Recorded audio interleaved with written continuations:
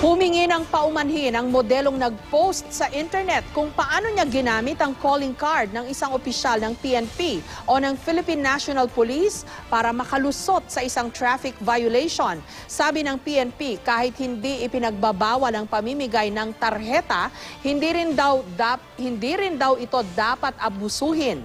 Live mula sa Quezon City, may report si Dano Tingkungko. Dano?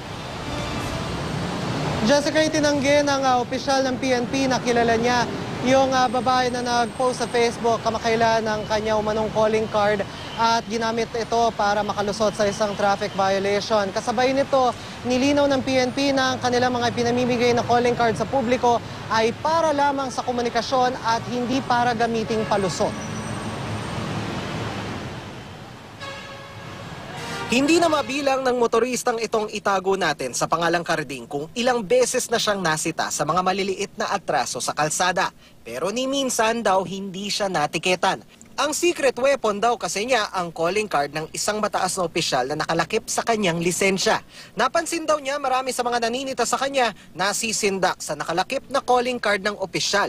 Pagka may edad na yung enforcer, kilala nila na iilang sila na pwedeng siguro mawalan sila ng trabaho dahil medyo kilala yung nasisipa nila. Ang karanasan ni Carding halos katulad lang sa viral post na ito sa Facebook. Kuha ng calling card di umano ng isang mataas na opisyal ng PNP na ginamit daw ng isang babae para matakasan ng traffic violation.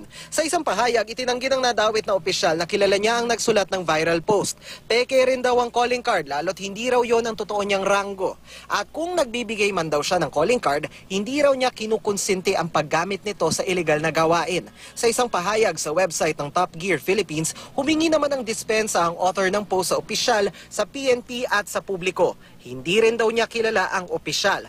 Pero isang uri ba ng pagpapadrino ang mga pirmadong calling card ng mga matataas na opisyal? Paliwanag ng PNP, hindi bawal ang pamimigay ng tarheta. Pero nilinaw ng PNP na komunikasyon lang dapat ang silbi ng calling card at hindi pagpapadrino. Sa mga calling card ng mga pulis na nakuha ng GMA News, ilan sa mga ito pirmado. Ang isa pa nga may bilin pang asistehan ng may hawak nito. Pero sa mismong mga calling card na may habilin sa likod, iba-iba rin ang pagkakasulat ng habilin. Ang tarhetang ito, simpleng bilin lang na asistehan ng tumanggap. Pero dito naman may dagdag. Asistehan ng may hawak nang naaayon sa batas. Sabi ng PNP, walang polisiyang nagbabawal sa kanila na maglagay ng habilin sa likod. Parang personalized sa kanila yon, di ba? Personalized talaga sa kanya. Sikat na tao na nagbigay siya ng something and he put something there, parang iba yung symbol sa yun, di ba? Ang problema lang, if you go beyond the purpose of the calling card of anything, then that's a violation. Violation nung gumagamit. Not the person who gave the calling card. Kaya paalala ng pulisya sa mga traffic enforcer, huwag mangiming manghuli kahit pa magpakita ng calling card ang nahulihan. If she violated the law, then she should be apprehended or arrested. Sa calling card ni dating MMDA Traffic Director Attorney Ives Gonzales noon, nakasulat na hindi palusot ang tarjeta sa anumang paglabag sa batas trapiko. I felt the need specifically because it's your way of protecting also your reputation. The last thing you want, especially as traffic director, the last thing you want is for people to use your name to get out of traffic violations. At Jessica, dahil nga gaya ng nabanggit natin kanina, wala naman talaga daw polisiya o hard and fast rule ang PNP pagdating sa pag-issue ng mga calling cards. Question of ethics na lang daw ito ang matatawag itong naturang issue.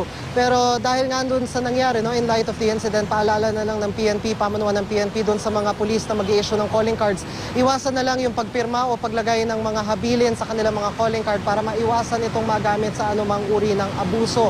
At para naman doon sa mga law enforcer, kay policeman yan o traffic constable na mapapakitaan ng calling card na katulad nga nung naging lumabas doon sa viral post, when in doubt daw, follow the rules. Jessica. Maraming salamat sa iyo, Dano Tingkungko.